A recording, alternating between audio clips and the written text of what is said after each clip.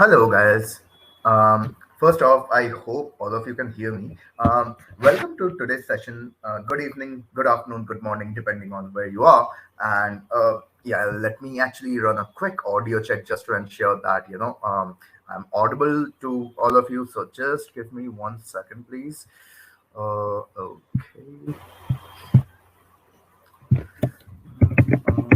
Audible.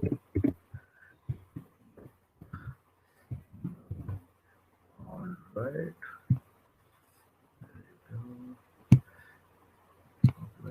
All right, guys, please answer in the poll if I am audible to all of you.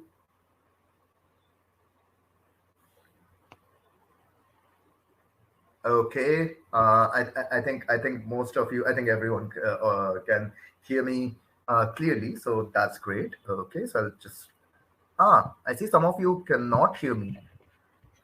Interesting. Uh, okay, guys, am I audible now? Is this better?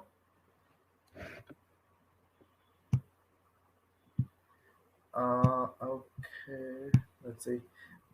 I think most of you can hear me, so I would suggest that for any of you who might be facing audio issues, to maybe try resyncing your audio device.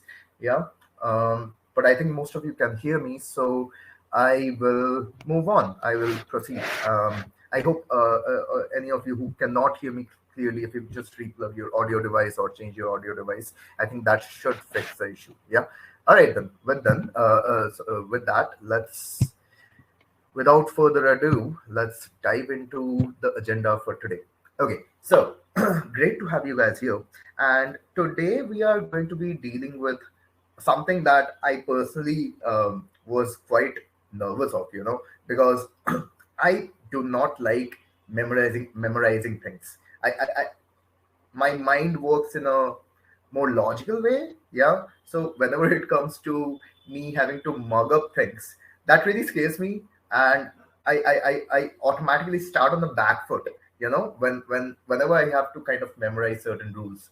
Therefore, I try to kind of, create, I try to make it fun. I try to come up with processes that would make the memorizing process fun and enjoyable. As a result, I see that it, number one, helps me continue with the process. I don't give up because I find it exciting, and this goes for anything where I have to basically memorize. Yeah, and second, it also helps me retain better. Okay, so essentially, as I'm sure many of you would be facing some similar issues when it comes to GRE vocabulary.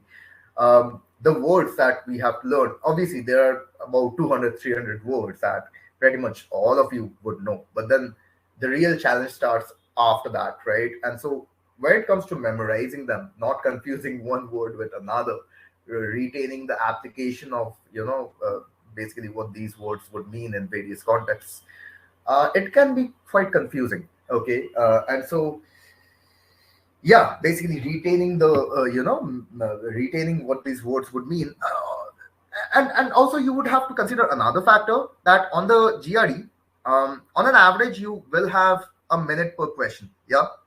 Now, with 1 minute per question, if you do not know basically the meaning of the words to start off with, then you're really looking at understanding the whole context and then followed by guesswork. Yes, you anyway have to understand the whole context, but if you know the meaning of certain words, that accelerates the entire process, right?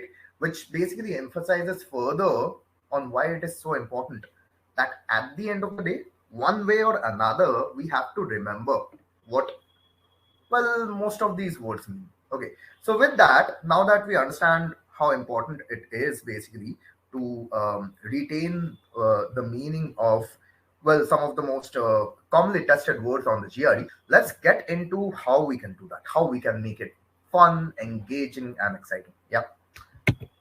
Okay, so we basically cover four things today. Yeah. First off, we'll see how many words to cover. So, what is the scope? Yeah, because otherwise, like if we simply want to increase our vocabulary, there is no end to that, right? So, it's good to have a scope. for preparing ourselves for this competitive exam of GRE. Second, as I gave you the introduction, basically we'll see how we make the memorization process effective, fun, exciting. Next, we are going to discuss flashcards. Now, flashcards will touch upon a little bit when we discuss the effective ways to memorize. But other than that flashcards can be a dicey area. So we'll look at some best practices on how to use flashcards. Finally, comes the application process, like how basically you will reinforce what you're learning, the words that you're learning. Now guys, one thing that I want to touch upon over here, if you see, the title of the video is how you can basically build up your vocab in 15 days. Okay, now there is one assumption over here, because right from day zero to basically learning, the number of words that you need to, well, that cannot happen in 15 days. Okay, so one assumption, it cannot happen right from the start. Okay, so one assumption for this session, guys, is that you have at least gone through, or you have exposed yourself to the words at least once. Okay, here in this session, we are going to be talking about how to make the revision process effective, how to commit those words to your memory, how to apply, and reinforce that memory. Okay, that is the scope of today's session, and that indeed could be done within 15 days, as we will soon see. So, with that, let's go to, well, how many words do we need to learn for the GRE? But before I do that, let me quickly check if there are any comments. Okay, not yet. Okay, great. By the way, guys, since today's session, I want to make it fun, because after all, we are talking about how to make a rather mechanical process more exciting. It would be great if we can keep the session, sort of engaging as well. So at any point, if you have any query, or you have any ideas that you would want to share, please feel free to drop in a comment here, and we will take that out. Okay, now first off, understand that we are looking at an overall set of 1500 words. Okay, some prep companies will also talk about 2000 words. Some even go, I think Magoosh even not Magoosh, sorry, my bad. Baron even has a master word list of 3000 words. Okay, but guys, there's a difference between learning for the SAT and for the GRE. For SAT, you are looking at a higher scope, bigger scope. Okay, and so many companies that will provide 2000, 2005, or 3000. Let's not look at, like, that's really not the scope that we need for GRE. By and large, for a 160 or above score, you're looking at an overall set of 1500 words. Okay, and that too not exactly. We'll soon see how, what might be just enough to land a 160, 165 score. Okay, so first off, we can equally divide these 1500 words across three categories: high frequency, medium frequency, and low frequency. Now, high frequency words, interestingly, you will see that out of these 500 words of high frequency, 200, 250 would be very common. Like, those would be words that we honestly use in our day-to-day life, in our day-to-day interaction with people at work, etc., etc. Okay, so honestly speaking, the high frequency category will really have maybe 200, 250 novel words for you. Okay, um, but having said that, these words are by and large the most commonly tested words on the GRE. Okay, so you better know the novel words at least within this category. Okay, and coming to resources, there are no lack of, like, free resources that at least cover this category of GRE words. These 500 words are covered in Barron's, Magoosh. You can you have you even have apps for these words, basically, that you can simply use. You can basically view those flashcards on your phone. Very easy to access these. Okay, but as I said, here the amount of effort you're looking at is really not a lot, because half of the set you would already be knowing. Now, let's look at the medium frequency. Again, the next set of 500 words used relatively less commonly in our daily lives, and also tested relatively less frequently than the high frequency words on the GRE, but still tested frequently enough.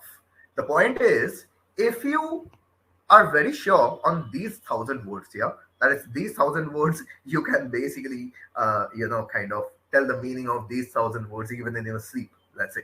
I know I'm exaggerating a bit, but you get my point that you are very comfortable with these 1,000 words. Honestly speaking, that should be enough for a 160 score. Okay, for 170 or above, then you are looking at finally the low frequency words, which would be typically words that would be mostly novel for you. You might not have come across them a lot in your life. We definitely wouldn't be using these words in our day-to-day lives a lot. But like, there are 2 points I would like to make here.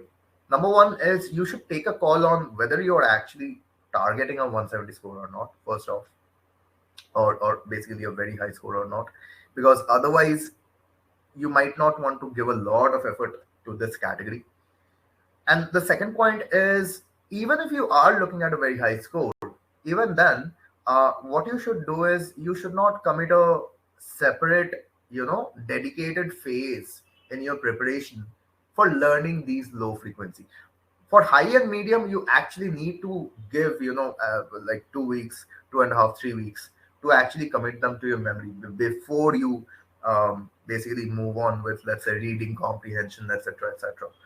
But for low frequency, what I would suggest is, if you're good with high and medium, simply proceed with the prep, keep testing yourself, and in parallel, take out some time every alternate day maybe to cover, let's say, 20, 30 of these 500 low frequency words. And the idea is, by the time you start taking mocks, you would know probably at least 200, 300 of these low frequency words as well. And that should really make you very well prepared, at least for the verbal session, in the sense that you will be very efficient.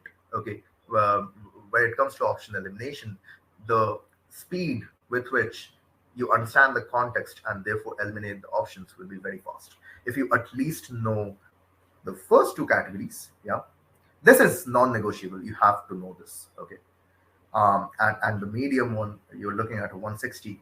But then after that, in parallel, the more you can work on this, the higher the likelihood of this score going up is that much more. But as I said, this should run in parallel with the rest of the preparation. All right, guys. So that is about what's the scope of learning, how many words you should be looking at uh, covering for the GRE. Now, before I talk about, understand, the next part of the session is the fun part, where we talk about, okay, how to then, let's say I already have seen about 800 of these words, and I will come across 500 more words over the next week or so. Yeah, let's say I'm at that stage of the preparation. Now it becomes very important that you use proper strategies to ensure that the 800 words you have already seen, not learned, but just seen, you actually learn them. You actually commit them to memory. And as I said, I don't like mugging up. If you are good at mugging up, I always hated it, like in organic chemistry for that reason. If you are good at, you know mugging up, or if you can basically naturally retain information well in memory, go ahead. That would obviously make your lives easier. But for people like me who find it very difficult to just remember information, let's look at some fun ways to basically make the memorization process much more effective and engaging. Yeah. But before I do that, let me quickly see if there are any queries. Vincent, very good question, and thanks for bringing up. So Vincent has asked about. I find it very difficult to understand context, um, and that is extremely crucial. Okay, and we will soon understand this. GRE verbal being successful in GRE work has two aspects of it. One, that you have a solid vocab base, because that will make you faster. But the second very important part is about understanding intended meaning, be that in RCs or text completion or sentence equivalence. It doesn't matter. You have to understand context. Otherwise, you would not know. You wouldn't be able to put your vocabulary to proper use. Okay. So, Vincent, you bring up a very important question about understanding context. And what I will say is hold on to that query, because soon we will see an application, an example of why context matters so much, and how we can look at understanding context. But do understand that this session will not be about understanding how to understand context in a text completion or a sentence equivalence question, because today we are really approaching GRE from a vocabulary perspective. So today we will see an instance, an example where context where we'll basically look at understanding context, but from a vocab perspective. That is how having a solid vocabulary base can help you understand context. But do understand, disclaimer is there is more to context than simply vocab, but the rest of the things we shall not get into a lot of detail for this session. Okay, we'll basically just touch upon it, but not get into the intricacies of it in today's session. All right, Vincent, I hope that answers your query, but you'll at least see how vocab will help you understand context. Yeah.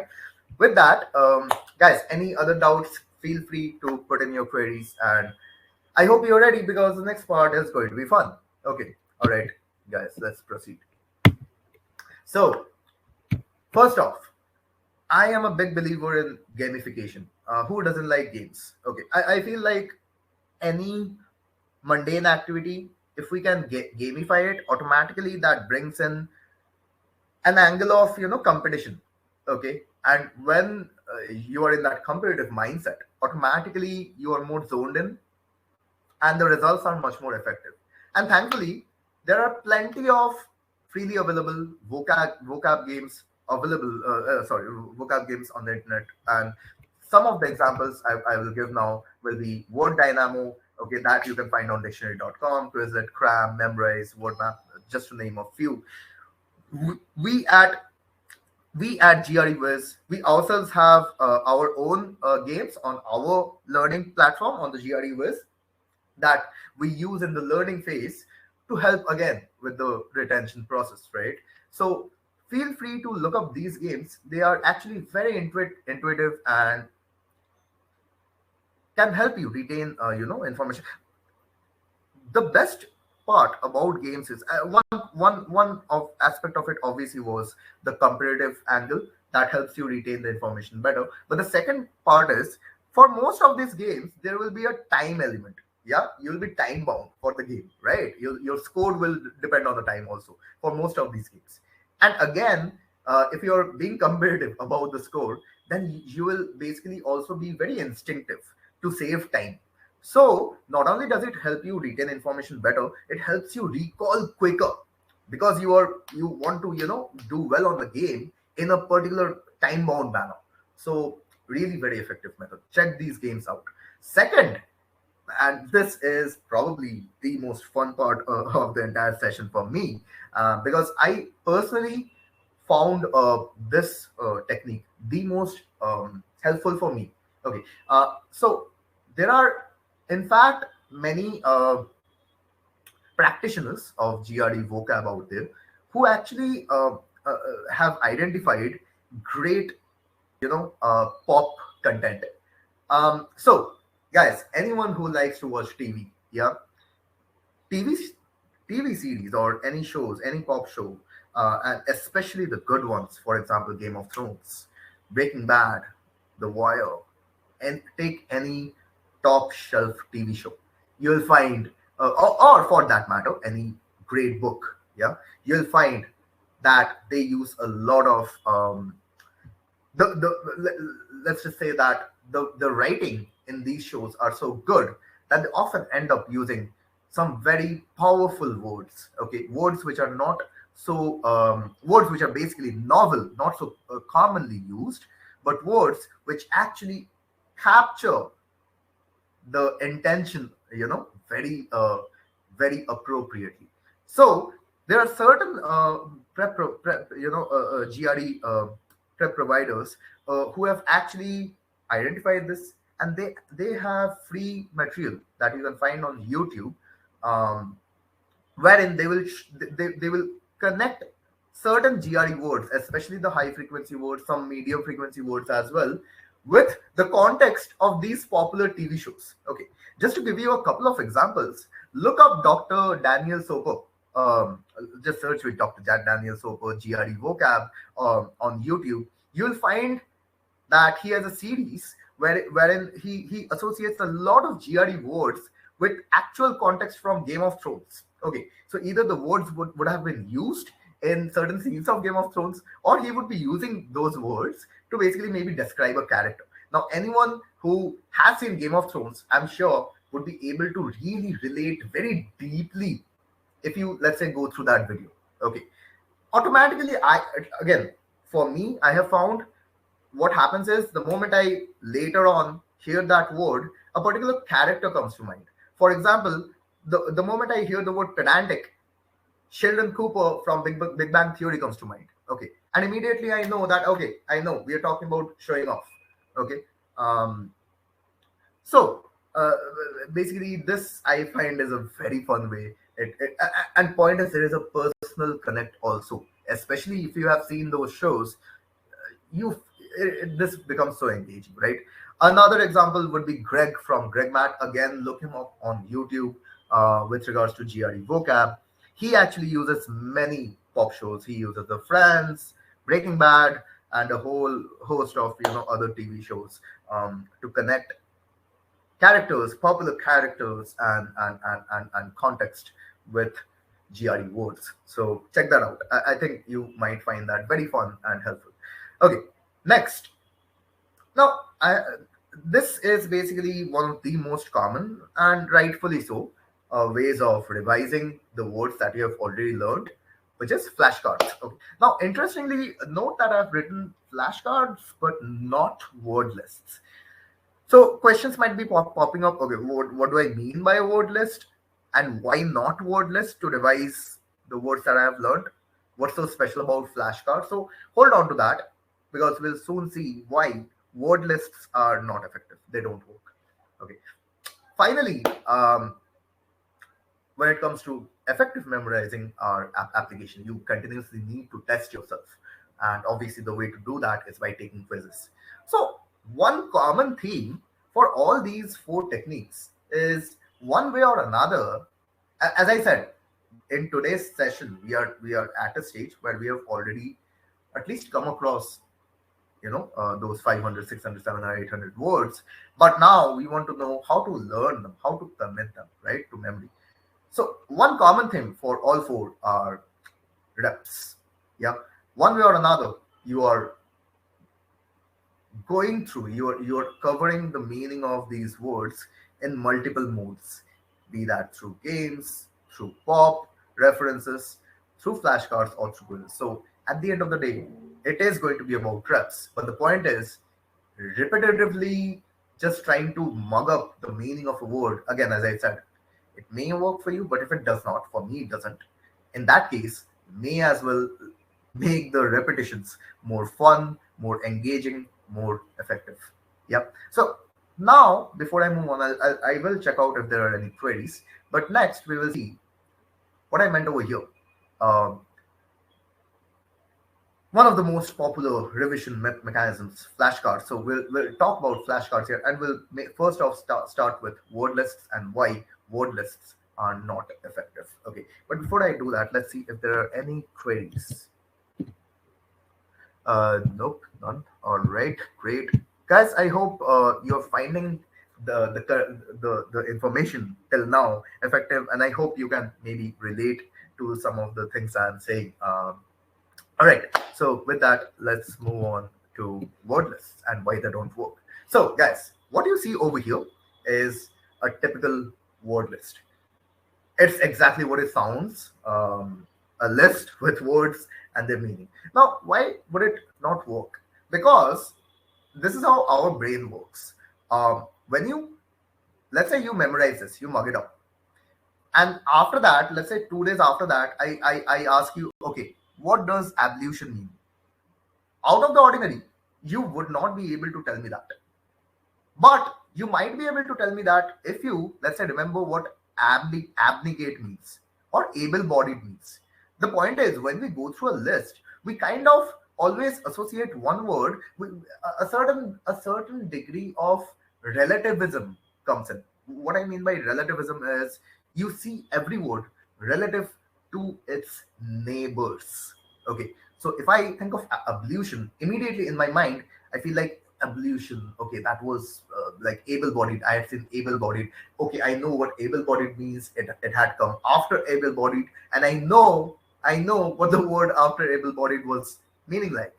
So point I'm trying to make is you sort of understand or remember the meaning from word lists by associating it with a certain pattern, okay, or a order. Okay, and you often kind of end up remembering certain words on the basis of its positioning on the list, because of this pattern, because of the relative order. Obviously you can understand the drawback of that. Suddenly when there is no list, or if you forget that pattern, forget the relative order, and then suddenly one word out of this list comes in a text completion question, you might be totally lost, right? Because you have not committed yourself to learning each word on its own merit. You're sort of depending on this pattern, on this order, this list structure. Okay, so that is why it's a very soft element with word lists. But again, this bias, this pattern bias, is a very real thing that can hinder the retention process to a big degree. Okay, and that is why word lists are highly ineffective. And honestly speaking, how can I ever make this fun? There is no engagement with this at all. Like, if you, for example, I absolutely suck at memorizing. For me, this would be an absolute nightmare anyway. Okay. So let's look at flashcards now. Yeah. Now, understand with flashcards, this pattern problem automatically goes away. Why? Because number one, for any, even the free flashcard providers on the internet that you'll find, many top prep companies will provide that. You'll get that from Balance, Magoosh, whatever. Okay, but the point is, most often you will have the feature of basically randomized flashcards. So in a deck of 50 cards, there will, you will have the option of not having the same order of flashcards showing up one after another. So anyway, that pattern problem goes away there. Secondly, you are learning one word at a time. Of one flashcard will have one word, right? So at the end of the day, you're dealing with one word at a time. Again, automatically you're removing this bias, this relative order problem, because you're treating each word on its own merit. So automatically you can see through, I mean, by design only, flashcards are a much better tool to revise the words and word lists. Okay. However, having said that, I told you that flashcards can be dicey, can be tricky, and let's see what I meant by that. So guys, now I am going to need you to be engaging. So I'll raise a poll, but take a look at this question. Sorry, not question, my bad. Take a look at this sample flashcard. Okay. Let me see what you think of it. So, guys, please put in your comments. What are your initial thought about this flashcard? Okay. The information that you see on this flashcard. What are your thoughts? Let me just get in your initial thoughts. Don't overthink. Just be intuitive. If you feel like something is missing, or if you feel like this works perfectly for you, whatever it is, please put in your comments. I would really like to see what are the initial thoughts of our viewers today with this sample flashcard.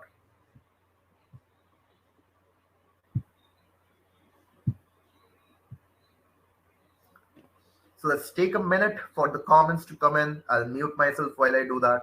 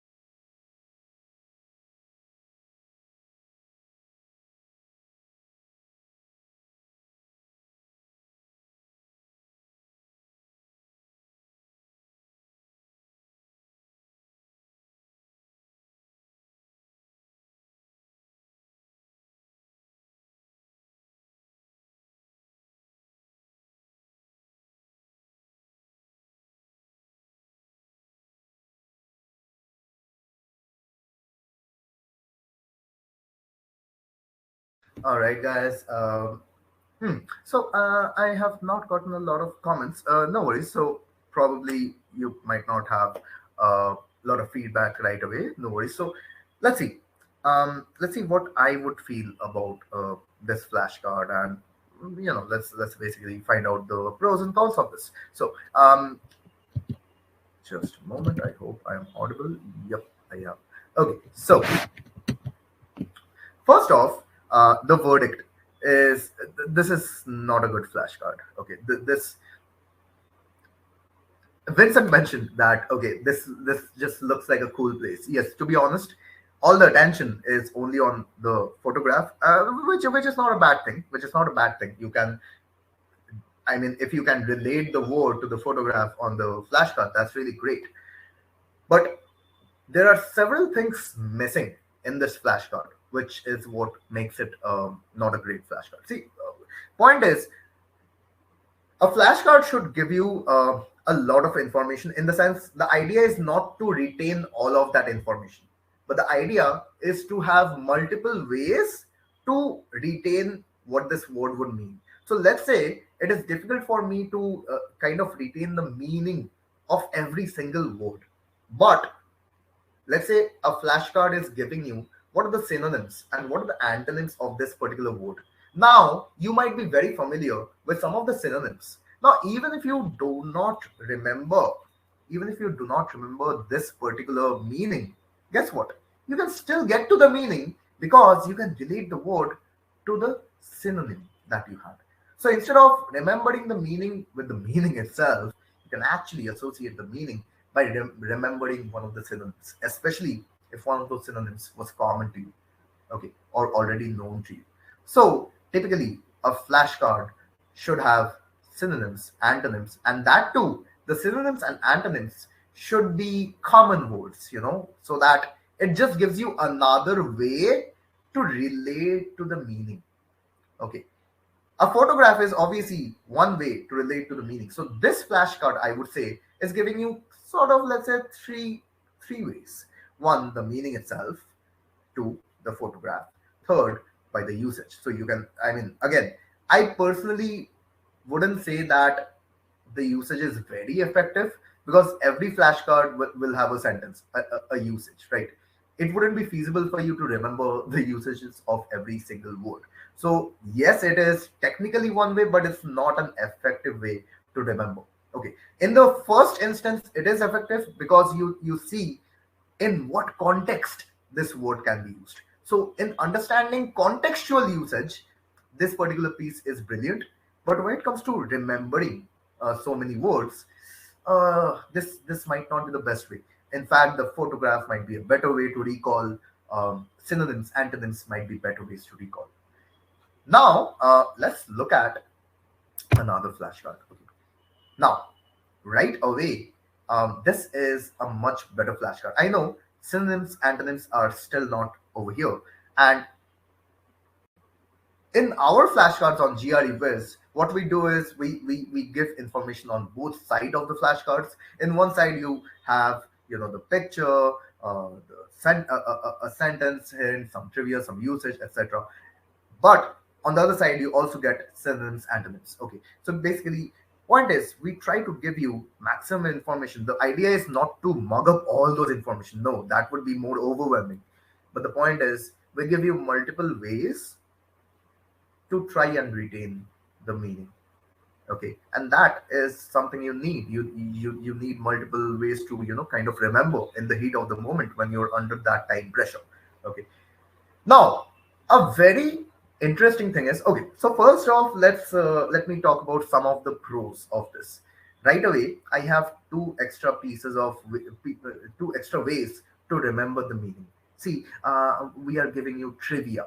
For example, okay, so this will be a positive tone. Now, positive tone along with the photograph. So, what is positive about this? This looks so calm. This looks so quiet. So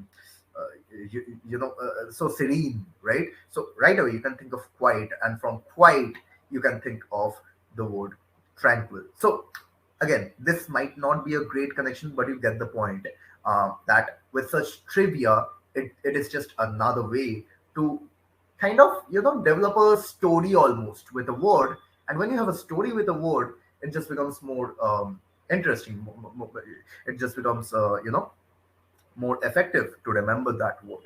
In fact, another device which is very close to such trivia is mnemonics. Okay, what mnemonics are again stories, backstories that you create for every word.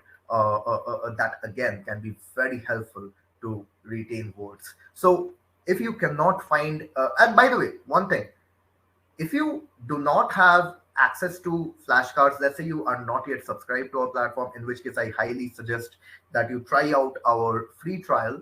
But let's say you want to maintain your own flashcards. The good thing is, from this session, from right now, you can understand the various ways you can make your own flashcards in PPTs or whatever. Okay. So point is, let's say you cannot think of any trivia. By the way, if you know word roots, which we can deal with in another session. We have not included that in this session. But word roots are basically origin. They give you the origin of every word. Okay, another way to basically learn words very effectively. Now, when it comes to word roots, um, that is another way that you can remember the trivia. Okay, so for example, if you identify the root in a certain word, we will use that as a trivia to understand, okay, maybe we are talking about something positive, and from there we can use the picture or the meaning of the root itself to come up with the story of the word. Okay, mnemonics are slightly different. Mnemonics are basically, just as I said, with the TV show, the pop YouTube videos that I was talking about, right? For me, if I were looking at a word called pedantic, I would immediately remember Sheldon Cooper. So for me, if I were coming up with my own flashcard, my trivia would be Sheldon Cooper. That would be an instant connection, and a very effective trivia for me to connect the word with, and that would again help me with retention. So come up with backstories, and they would be considered mnemonics. That could work as a trivia, or you could look at the roots of certain words to basically make up your own trivia for the word. Or for many words, you can simply find many etymology trivia. Etymology is basically what are the sources of certain words. From the sources themselves, you can find many stories that you can relate to certain words that you can use as trivia. Finally, as I said, this usage, it's good to learn the contextual usage of the word in the first instance, but it's not really effective when it comes to memorizing it. That is kind of solved by this particular piece of information, my sentence hints. You see, instead of remembering this entire sentence, I'm just saying love, okay, lakes. Let's say you love lakes, okay. From there, you remember the picture. Okay, there's a lake, a lovely lake, okay, and it's so serene, tranquil, okay, quiet, tranquil, okay. So just another way, another, let's say, abbreviated way, a short way to basically remember this usage, but by focusing on such hints, such cues, such clues, you basically have a quicker recall mechanism to the usage of this word and hence the meaning of this word. So right away, you can see, guys, that if you have more information like trivia, root based trivia, etymology based trivia, or mnemonics type trivia, and if you have things like sentence hints, right away, you get more options to remember this word by. Okay, options, not just options, but effective options. Okay. Now I want, I want to address Vincent's query. Vincent had asked about context. Now another very important piece of this flashcard that was actually missing in the previous flashcard is this one.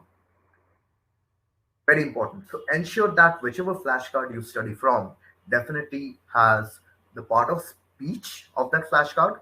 And if one word can be used in multiple parts of speech, well, that needs to be specified in that flashcard. Okay. So what we at GRE Wiz do is we create superscripts. So let's say if tranquility could be used in multiple parts of speech, what we would do is we would have a tranquility one. So this superscript would indicate to you that, listen, boss, there are two versions of tranquility. In one, you'll see the adjective is noun. In another, you might see it as a verb. Just as an example I'm saying, but you get the point. So this is very important. Okay, this is very important because if you do not know the various parts of speech that can be associated with the word, you essentially may also not know the different usages of the word or different meanings of the same word. See, point is, a word and its part of speech, this combination can form one meaning. So let's call that meaning one. But the moment, and let's call this part of speech one. But the moment I have a different combination, you're essentially looking at a different meaning in many cases. Therefore, if the flashcard does not specify the fact that, if it does not specify the part of speech, it will not also specify the fact that one word can actually have multiple parts of speeches. And as a result, it can have multiple contextual usages. Now, if you don't know that, you obviously wouldn't be able to understand the context. A problem that Vincent was referring to, right? So let's take an example, an illustration to number one, see at a high level how I would understand context. And number two, we'll see an example of how knowing the part of speech and how that relates to the context for a certain word can be absolutely make or break when it comes to understanding what a particular sentence means. And understand that this is a skill that is highly, highly tested in text completion and sentence equivalence, right?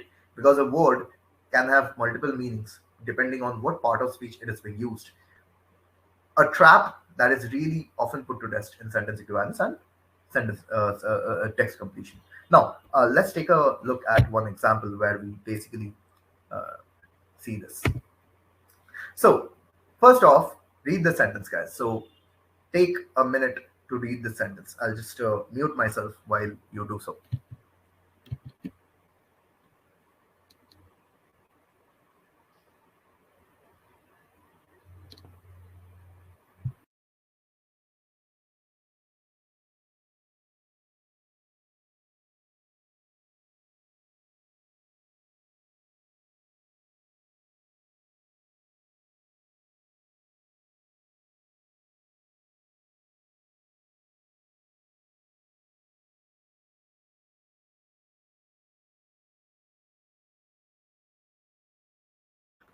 All right, guys. So, let me let's see. Let's see how I would understand this sentence. Okay. Elon Musk partaking in consumption of marijuana. Okay, so clearly this part, partaking in consumption of marijuana. So we'll probably come up with a session very soon where we go deeper into understanding some fundamental aspects of grammar that would help you understand intended meaning better.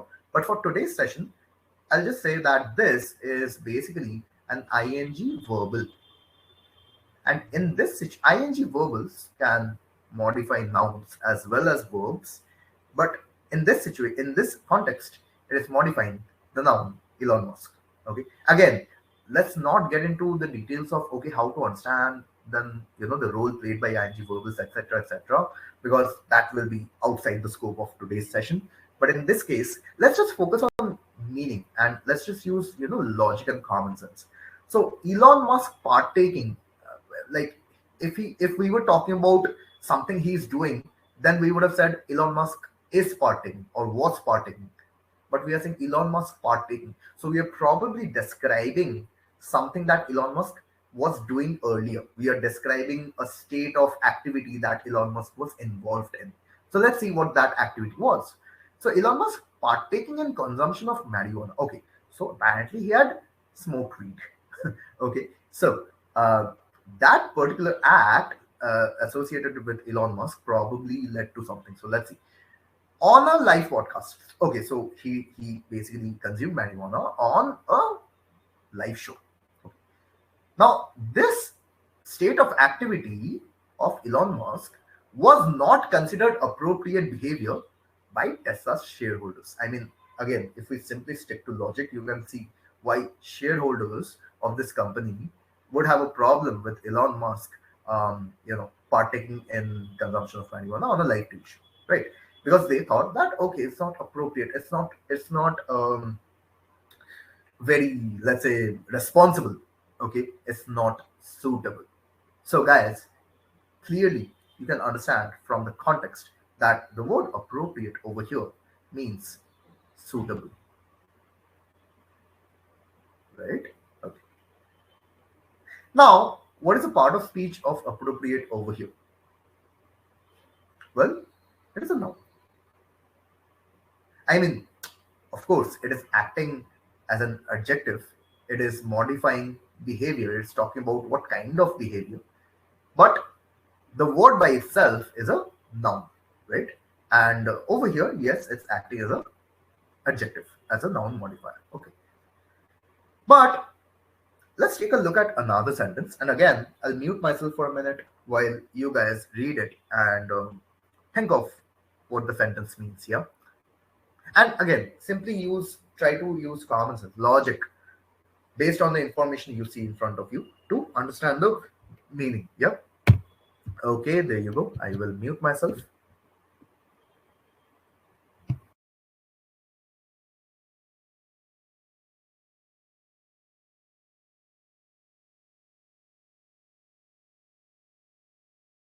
Guys, there's a slight typo and sorry about that. So let me fix that. Just a moment. This would be was. Okay. So although Xerox was, yeah. All right. You can continue reading the sentence now.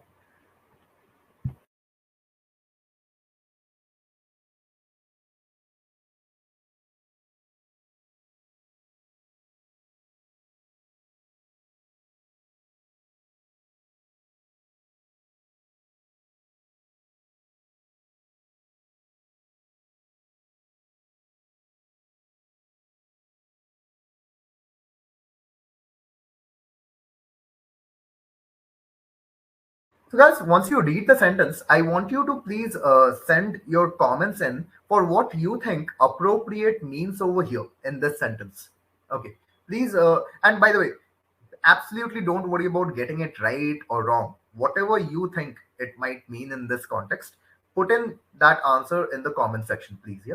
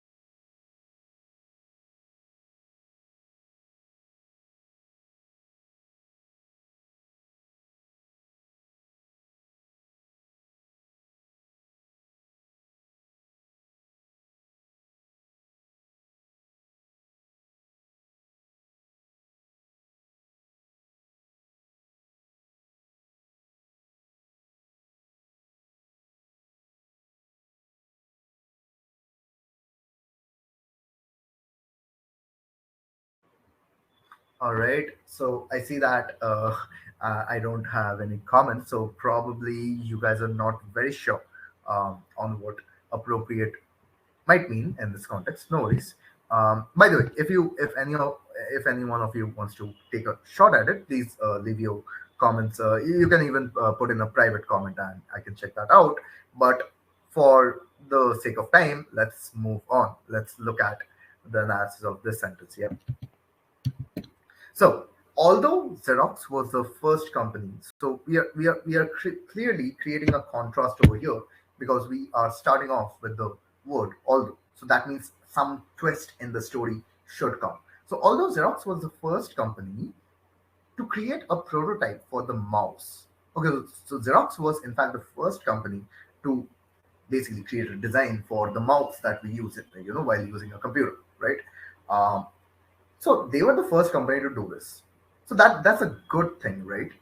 But then some twist is going to come. So that means after this comma, I can expect something negative, some bad thing. Like, although they were the first company, so like this was a good thing for Xerox. So probably we are going to look at some bad thing about Xerox creating this prototype. Yeah, it was never able to so Xerox was never able to appropriate any commercial value.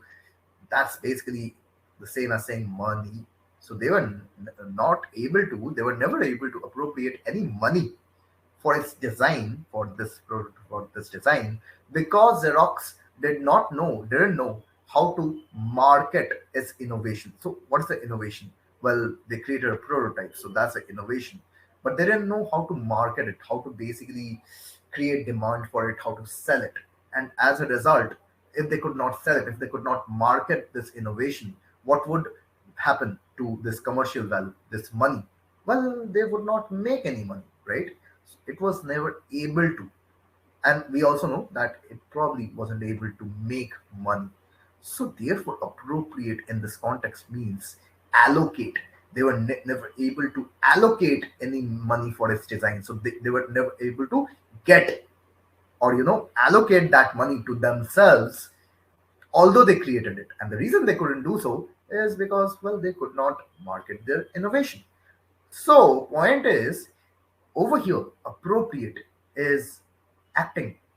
Is it acting as a noun? No, it's acting, in fact, as a verb. Xerox did not appropriate the value. Okay, so it's not an object. We are talking about an action that Xerox was not able to do. Therefore, the part of speech of appropriate over here is a verb, which and appropriate as a verb means to allocate. Okay, guys. Therefore, now you can clearly see if the flashcard of appropriate did not specify the part of speech, then you wouldn't know that okay, I need to understand what are the two usages of appropriate and what are the two meanings of these two parts of speech of appropriate. If you are not able to do that, obviously, when it comes to understanding context, you'll be lacking. And as a result, this will put you in trouble when you go on to solve text completion or sentence equivalence questions. Okay, so guys, here is where you saw a very appropriate illustration of okay, sorry, that's a pun, but you saw an appropriate illustration of a scenario where you need to know the part of speech so that you can understand what is the contextual usage of a particular word. Okay, so whenever you are referring to any flashcard, do be careful about whether the flashcard is specifying the part of speech, and whether there are flashcards which also basically give you usages for these various parts of speech. Okay, now with that, let's move on to the next section, which is application. That is, and I talked about it, that when it comes to application, will basically depend on quizzing. We'll have to put ourselves to the test, okay, to basically ensure that we are retaining the information. All right. So now, when it comes to quizzes, again, we cannot be monotonous about it. We cannot simply blankly just time ourselves and see what's going on. We anyway have the games for those, okay? But games have a certain competitive element. For quizzes, and that to the same type of quizzes, that competitive element may not be there. And again, if you get used to the same format of quizzing, that again kind of creates a bias. So we need to mix it up. We need to ensure that not only we test ourselves, but we test ourselves differently, so as to really be confident about our retention. Okay, so let's look at some of the ways that you should be quizzing yourself. And by the way, all of these quizzing mechanisms at GRE Wiz, our quizzing platform covers all of these various types of quizzes to ensure that your vocabulary for GRE is on point. First off are bi-directional word meaning quizzes. Now, what do I mean by that? Most often, what you will see is most quizzing formats will be you'll be given a word and then you will have four options and you need to select the correct choice. Well, that again basically creates a bias. Every question you're solving in this format. No, what works much better and what is much more challenging is you mix it up. You should take quizzes of this type where you have word and then you have the meanings in the options. You need to select the correct option. And you should also take the opposite. That is, the question itself will contain the meaning and you need to select the correct word for this meaning out of the options. Okay, so one quizzing format should be word meaning, another should be meaning and words in the options. Okay, now that will ensure that you're testing yourself both ways, you're testing yourself differently, create much better retention. Okay, now let's look at the second type of quizzes, and that is match, which is basically match the following.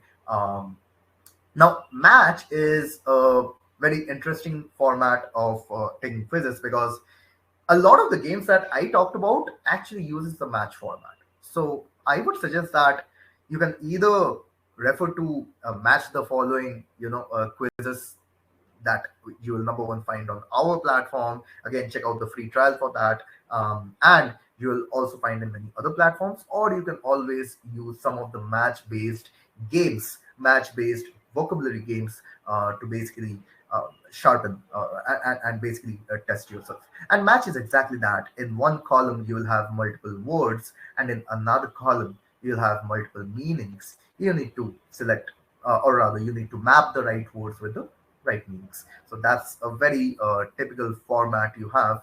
But when you many games have actually created intuitive, let's say, improvisations on this conventional matching format. Okay, by adding several elements that make it more exciting. Okay, so match the following could be another very effective way to quiz yourself. Next is true or false. So yet another way, and this true or false, I would say, is a technique that you can use. So here's the thing. Think of it this way. We the agenda for today's session was 15 days. How to create a 15 days plan to basically reinforce the memory of the words, right? So think of it this way. True or false is one quizzing mechanism that you can use for maybe the first 3 to 5 days. Okay, but honestly, after that, I would not depend on true or false a lot. True or false, you should be, think of it this way. Every word, once you have seen it the first time, as I said, it's all about repetition, right? And you need to expose yourself to every word at least 5 times. That could be through those sport videos, that could be through games, could be through any of these quizzes. Okay, but every word needs, I would say, around about 5 exposures for you to ultimately retain it. And the various different ways that you expose yourself to this, to every word, the more the chances that you will retain it, right? So point is,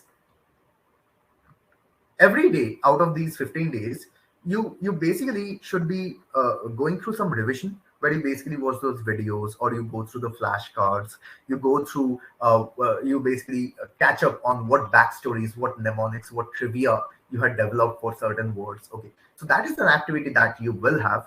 Okay, but in parallel, you should also have a quizzing activity for every day. just to ensure that you are basically testing yourself, right? Now, in the initial days when you're still sort of learning the ropes, it makes sense to have quizzes that don't basically don't test you a lot. Okay.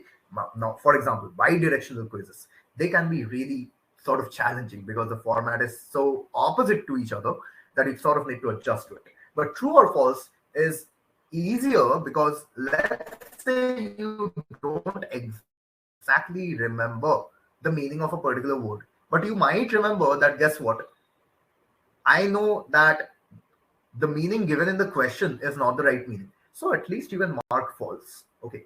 So it does two things. One, it still creates some reinforcement. Two, and this is something we do in our platform, our quizzing platform. Every time you get a question wrong, we create a deck for it. Okay. And so you can always come back to this incorrect deck and revise those words in the incorrect deck by taking quizzes or by going through the flashcards or by going through the pop videos, etc., etc. Okay. So point is, even if you were not very sure what was the meaning, you could get this right. That creates a reinforcement, and you get a reminder that, you know what, I need to revise that word because although I got away by selecting true or false, I was not very sure of the meaning. So you can again create a customized bidirectional quiz or match or match the following quiz using those incorrect deck words to then see whether you have improved on those incorrect deck words. Okay. Finally, another quizzing format would be fill in the blanks. And I would say this is the most advanced format of quizzing and should typically be kept for maybe day 10 onwards. Okay. So idea is by day 10, you have taken a lot of quizzes through these three formats. You have played many games. You have revised the flashcards multiple times. Okay, you have gone through the word roots to remember a lot of words, etc., etc. So once you have done that, you need to basically test yourself contextually. So fill in the blanks. You'll have a sentence, and then there will be a blank in that sentence, exactly as it sounds. From the options, you'll have to select the right word to fill up the blank, right? Obviously, as you can understand, you'll have to understand the context, the intended meaning, and obviously, you will need to know which word will be the perfect contextual fit for that blank, right? That is where understanding the meaning, understanding the part of speech of the words, and therefore understanding the contextual usage of the words becomes so much important, just as we saw in the illustration 5 minutes ago, right? So once you have committed the words to your memory by 60-70%, you should start taking up fill in the blanks based quizzes to basically sharpen your application. And as a result, this will really come in handy when you then move on to solving sentence equivalence and text completion quizzes. Okay, guys. So basically, today that pretty much brings us to the end of this session, and I'm open to taking up any questions that you might have, any queries that you might have. But basically, we have covered what are the ways we can revise flashcards. I have talked about word roots, etymology, stories, mnemonics, various ways you can basically create trivia to learn any word. I've talked about how a good flashcard should have more data points so as to give you more options to relate to the meaning, right? Synonyms, antonyms, exciting trivia, sentence hence, the photograph, etc., etc. And finally, we saw how you can create a reinforcement plan. That is, you can create a quizzing strategy uh, to continuously test yourself over 2 weeks period. And there also, we saw how certain quizzes are sort of easier, which you should schedule towards the beginning of your learning. And then there are some quizzes which are more advanced, which you should allocate later on. Okay. Pretty much these are some ways by which you can make the learning process interesting and also make the quizzing process challenging by mixing it up. And also, as a result, what will happen is you'll see the overall retention process is faster, and also the results will be better. You will end up retaining more words than you otherwise would. So, guys, with that, let me quickly see if there are any queries, because if not, I'll be wrapping up the session for today. I hope this was informative for you, and I hope you got some ideas on how to go about learning vocab words for GRE.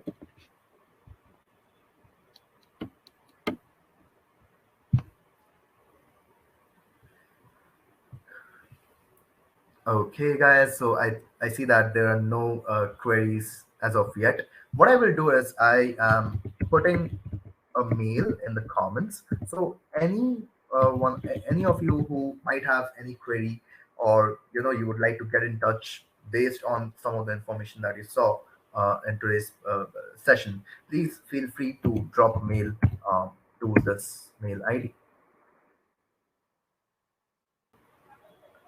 All right, guys. So with that, if there are no follow-up queries, then with I'll call it a wrap, and we'll see. I'll see you again soon. I hope this was helpful for you, and have a great weekend. Catch you all later.